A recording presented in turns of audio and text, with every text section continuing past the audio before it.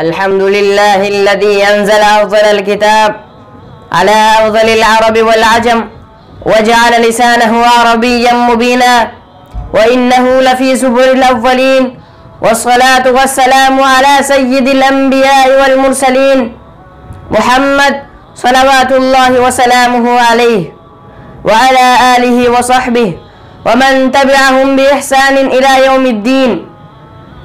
أما بعد، فأعوذ بالله من الشيطان الرجيم. بسم الله الرحمن الرحيم. قال الله سبحانه وتعالى: إنا أنزلناه قرآنا عربيا لعلكم تعقلون. وقال رسول الله صلى الله عليه وسلم: أحب العرب لثلاث: لأني عربي، والقرآن عربي، ولغة أهل الجنة عربي. أحبتي في الله، إنه لمن الغبطة والسرور أن وفقني الله تعالى بأن نقوم بين أيديه إخواني الطلاب، وأريد أن ألقي أمام حضراتكم بعض الكلمات حول فضيلة اللغة العربية.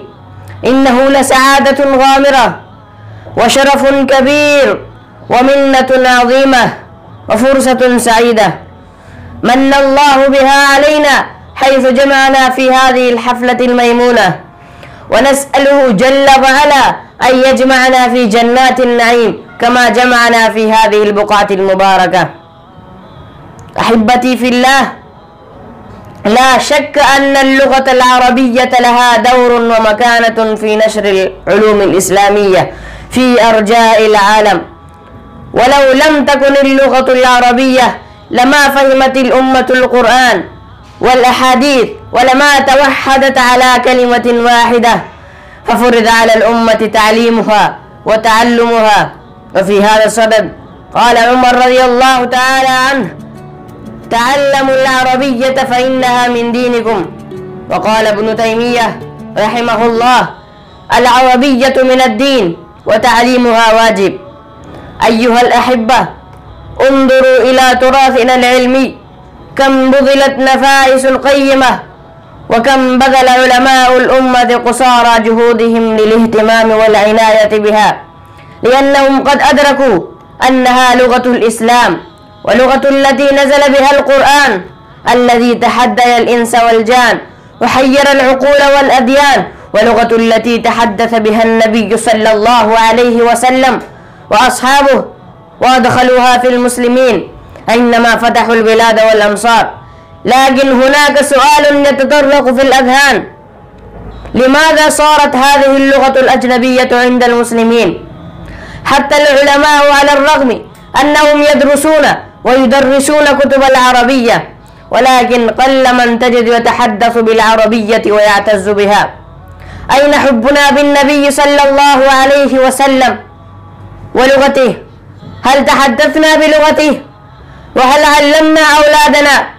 وهناك كم تجد من بيوت المسلمين في بلاد الإسلامية الذين يتكلمون مع أولادهم باللغة الإنجليزية فخرا واعتزازا بها.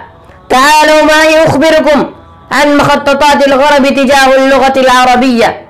لما حاول أعداء الإسلام أن يحرفوا كلام الله ما استطاعوا، لأن الله سبحانه وتعالى تعهد بحفظه حيث قال: إنا نحن نزلنا الذكر وإنا له لحافظون. وحملوا سلاحا آخر بعد فشلهم، ألا وهو نشر اللغات الدارية بين الشعوب الإسلامية. وصدق الله إذ قال: ولا يزالون يقاتلونكم حتى يردوكم عن دينكم إن استطاعوا. وأخيرا أرجو من جميع الإخوة أن يتعلموا العربية ويعلموها الناس، ويعلموا أولادهم ونساءهم، ويتكلموا مع الناس باللغة العربية. وآخر دعوانا الحمد لله رب العالمين، والسلام عليكم ورحمة الله وبركاته.